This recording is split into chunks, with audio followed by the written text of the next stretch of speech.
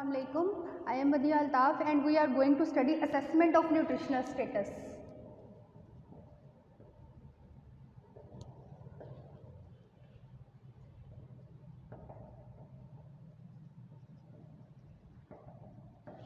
Assessment of nutritional status के last lecture में हम लोगों ने ये स्टडी किया था कि डाइटरी गाइडलाइंस जो है वो क्या होती हैं, मतलब हमारी जो है वो क्या डाइटरी गाइडलाइंस है कि किन डाइटरी गाइडलाइंस को फॉलो करते हुए हमने जो है वो क्या डाइट जो है वो डेली किस तरह से हमने सर्विंग लेनी है, कौन कौन से न्यूट्रिएंट प्रेजेंट होना ज़रूरी है और क्या कौन से न्यूट्रिएंट्स हमने कम क्वांटिटी में लेने हैं और फिजिकल एक्टिविटी का रोल वगैरह स्टडी किया। आज जो है हम कुछ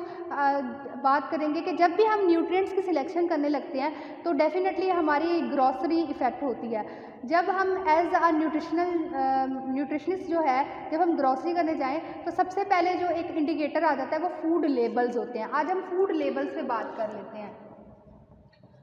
फूड लेबल्स क्या होते हैं? फूड लेबल्स जो है वो हमारी कोई भी डाइट हो या हम कहीं रेस्टोरेंट में जाते हैं जहाँ पे हम कोई मेन्यू कार्ड रीड कर रहे हैं या हम कहीं ग्रॉसरी के लिए बाहर गए हैं तो हमारी जो भी हमने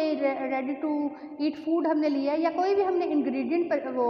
कोई भी फूड परचेज़ किया है तो उसके पीछे उसकी इंग्रेडिएंट की लिस्ट, उसकी सर्विंग, उसकी न्यूट्रिशनल कंपोजिशन वगैरह दी हुई होती है जो कि फूड लेबल होते हैं। फूड लेबल्स जो है वो बेनिफिशियल होते हैं उन लोगों के लिए जो कि अपनी हेल्थ कॉन्शियस हैं या कोई स्पेसिफिक डिजीज़ या कोई एलर्जन ऐसे फूड में प्रेजेंट होते हैं जो कि उनकी हेल्थ को जो है वो डेंजर पहुंचाते हैं।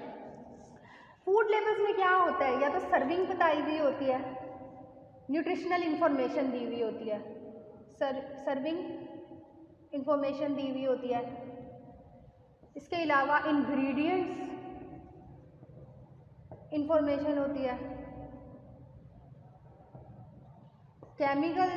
वो कंपोजिशन उसकी दी हुई होती है।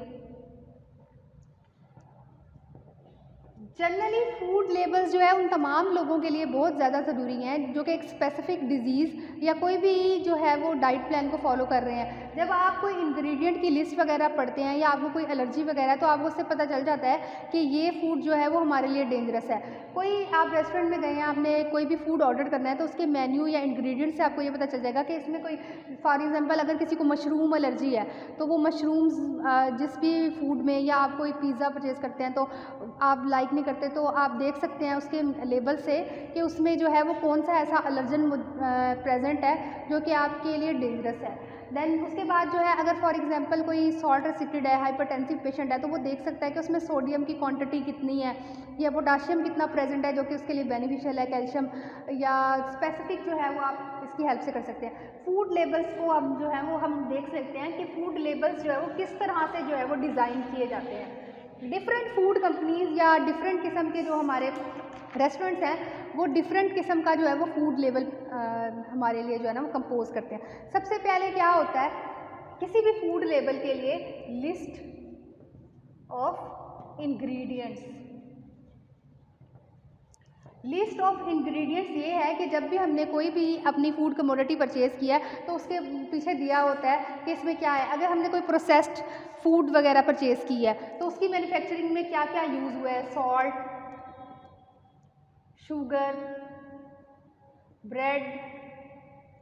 या जो भी हमारे जो है वो केमिकल कंपोनेंट्स जैसे सोडियम बाइकार्बोनेट या monosodium glutamate,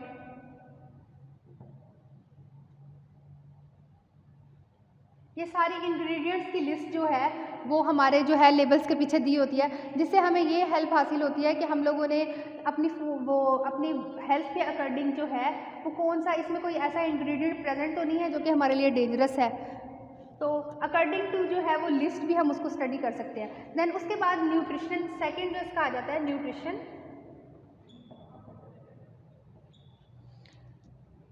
fact panel.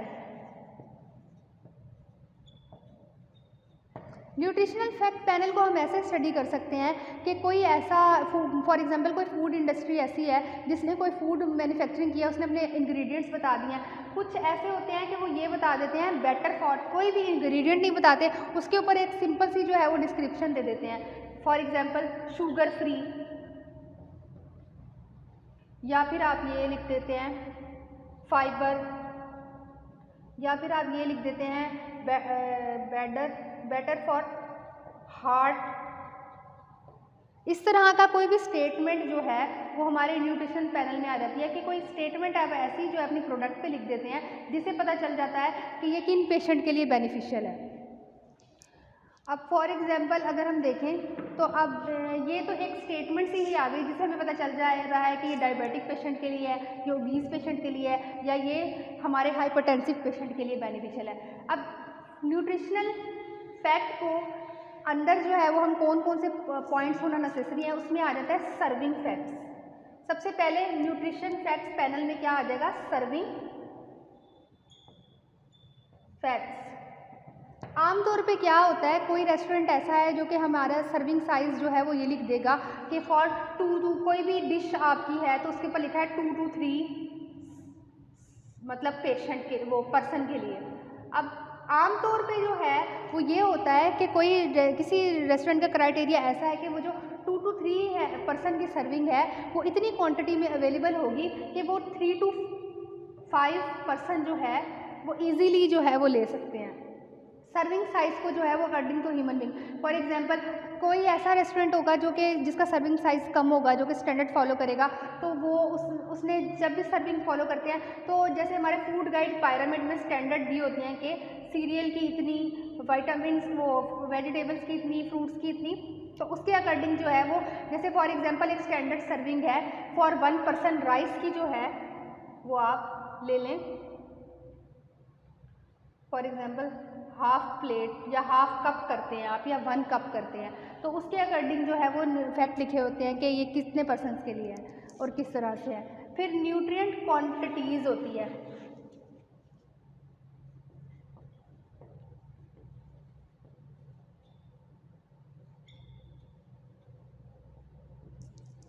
Nutrient quantities में कैसे डिफाइन किया गया था और कि एक टेबल बनाया है जिसमें जो है वो आपने लिखा है आगे कि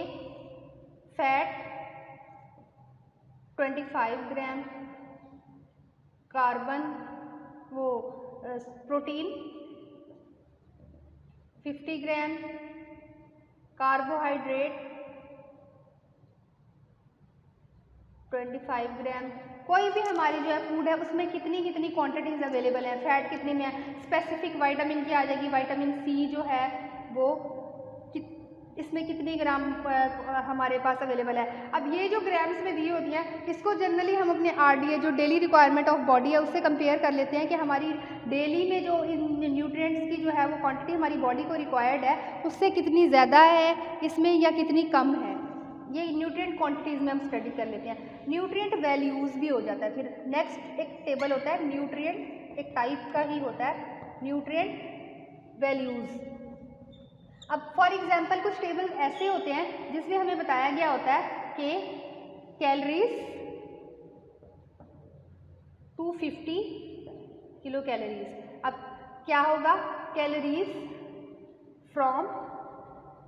फैट इज इक्वल टू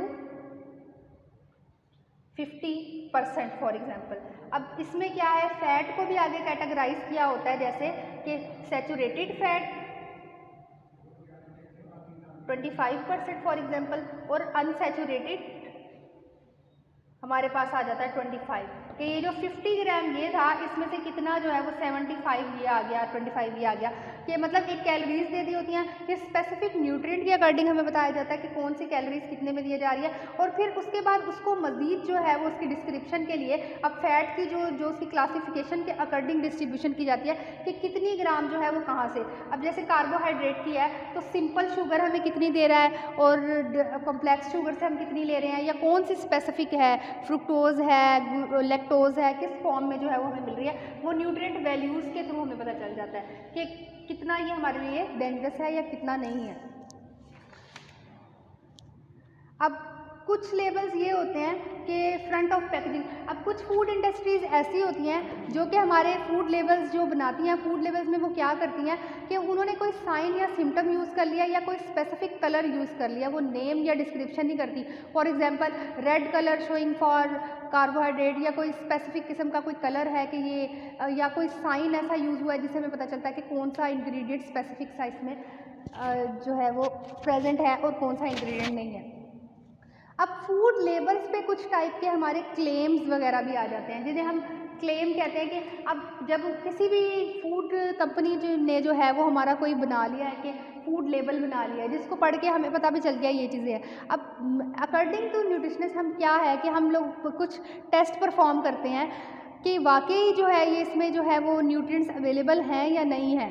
तो अगर तो उसमें नहीं प्रेजेंट होता, या कोई जैसे फॉर एग्जांपल कोई स्टेटमेंट उसने यूज़ की है कि वो शुगर फ्री, और आपको फील होता है कि शुगर फ्री नहीं है, इसमें कुछ अमाउंट ऑफ शुगर प्रेजेंट है, तो आप उस पर हेल्थ क्लेम कर सकते हैं कि जो उन्होंने डिस्क्रिप्शन दी है वो वाकई सही है या नहीं है, या जो न्यूट्रिएंट्स उन्होंने क्वांटिटी बताई है वो वाकई क्वांटिटी अकॉर्डिंग टू है कि नहीं। अच्छा, जब हम फूड लेवल्स की बात करते हैं तो अकॉर्डिंग टू फूड लेवल्स की एक होती है कि 4 to 5 ईयर के बाद जो है ये लेबल्स जो है वो अपडेट होते हैं। जैसे फॉर एग्जांपल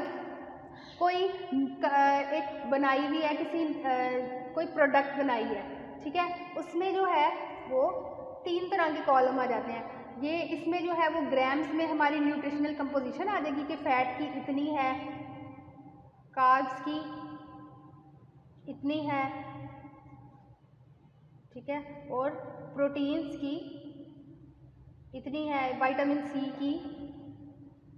इतनी है। तो ये प्रीवियस है, ठीक है, इधर टेबल में आ जाता है कि ये प्रीवियस, और यहाँ पे फिर अपडेटेड आ जाती है कि लास्ट हमने जब स्टडी की थी तो ये थी, अब जो न्यू फूड कमोडिटी में हम दे रहे हैं या हमने कुछ फोर्टिफाइड किया है, जैसे फॉर एग्जांपल फोर्टिफिकेशन अगर किसी चीज़ की किया तो विटामिन डी की फोर्टिफिकेशन, विटामिन ई की, तो आफ्टर फोर्टिफिकेशन जो है वो अब कितनी हो गई, ये 35 पे आ गई, 45 पे आ गई, 50 पे आ गई। तो ये अपडेटेड वैल्यूज़ भी साथ दी हुई होती है कि प्रीवियस वैल्यूज़ ये थी, आफ्टर फोर्टिफिकेशन या न्यू जो है हम कोई ऐसा इंग्रेडिएंट हमने इसमें ऐड किया है। तो ये एक प्रोडक्ट डेवलपमेंट के लिए भी बेनिफिशियल है कि कोई एक प्रोडक्ट ऑलरेडी रनिंग है आपकी, और उसके बाद आप थोड़ी सी जो है वो उसकी केमिकल कंपोजिशन को चेंज करके कोई एक इंग्रेडिएंट ऐड करके उसकी नई फॉर्म निकाल देते हैं, और आप साथ ये बताते हैं कि इसमें अपडेटेड वैल्यू के अकॉर्डिंग अब इसमें जो न्यूट्रिएंट प्रेजेंट है वो इतने इतने हैं। देन उसके बाद हम ये देख रहे थे कि मैंने अभी बात की कि हम न्यूट्रिशनल हेल्थ क्लेम्स कर सकते हैं। अगर तो जो है वो हमारा न्यूट्रिशन लेवल या उस पर जो भी डिस्क्रिप्शन या कुछ ऐसा न्यूट्रिशन कंपोजिशन दी है जो कि हमारे लिए जो है प्रूव हो रहा है कि वो सही नहीं है, तो हम न्यूट्रिशन या हम इसको हेल्थ क्लेम कह सकते हैं। हेल्थ क्लेम्स की भी कुछ टाइप्स होती हैं अकॉर्डिंग टू जो है वो फूड लेबल क्या किस टाइप की डिस्क्रिप्शन दी हुई थी और कौन सी टाइप थी और किसके अकॉर्डिंग जो है वो हमने किस तरह से हेल्थ क्लेम करना है। फर्स्ट ऑफ ऑल जो है वो जो हेल्थ क्लेम आ जाता है हमारा, जो हम फूड लेबल्स पे कर लेते हैं उसे न्यूट्रिएंट क्लेम कहेंगे, कि कोई ऐसा न्यूट्रिएंट जो है जो हमने स्टडी किया कि इसकी न्यूट्रिशनल कंपोजिशन में ये न्यूट्रिएंट प्रेजेंट है, लेकिन आफ्टर जो है वो उसकी हमने स्टडी की या कोई उस पर विटामिन या मिनरल टेस्ट अप्लाई किया और फिर हमने देखा कि वो उतनी क्वांटिटी में नहीं प्रेजेंट उसमें, तो हम न्यूट्रिएंट क्लेम कर सकते हैं कि ये प्रोडक्ट जो है वो रॉन्ग है, उन्होंने जो न्यूट्रिएंट बताए हुए हैं वो न्यूट्रिएंट इसमें प्रेजेंट नहीं है या उनकी क्वांटिटी बिल्कुल माइनर सी है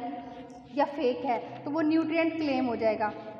फिर हेल्थ क्लेम आ जाता है, जैसे कि फॉर एग्जांपल अभी हमने देखा कि कुछ लेबल्स ऐसे होते हैं जिसपे हमें ये बताया जाता है कि ये बेटर फॉर हार्ट है, ठीक है। अगर फॉर एग्जांपल उसको हार्ट हेल्थ नहीं हो रही या कोई हाइपरटेंसिव पेशेंट ऐसा है जिसको कोई इम्प्रूवमेंट नहीं आ रही उस प्रोडक्ट को यूज़ करने के बाद, तो हम ये हेल्थ क्लेम कर सकते हैं कि जो एक आपने जो है वो स्टेटमेंट दी हुई है अपने प्रोडक्ट पे वो बिल्कुल भी जो है वो सही नहीं है। फिर स्ट्रक्चर फंक्शनल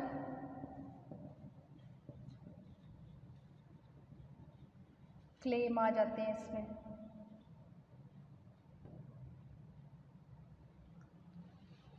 अब स्ट्रक्चर कंपोनेंट भी यही है कि इसमें ये आ जाएगा कि किसी भी फूड इंडस्ट्री में जो है उसके स्ट्रक्चरल कंपोजिशन के अकॉर्डिंग जो है वो ये बताया हुआ है कि इसमें ये चीज़ें प्रेजेंट है, लेकिन जनरली जो है वो उतनी अमाउंट में या उसमें प्रेजेंट नहीं थी और उससे स्पेसिफिकली हमें जो है वो कोई बेनिफिट जो है वो ऐसा हासिल नहीं हुआ कि हमें कोई एक डिजीज़ क्योर हो या प्रिवेंशन हो उससे, तो हम उस पर जो है वो क्लेम कर सकते हैं कि ये किस तरह के क्लेम होते हैं। Thank you so much. इंशाल्लाह नेक्स्ट लेक्चर में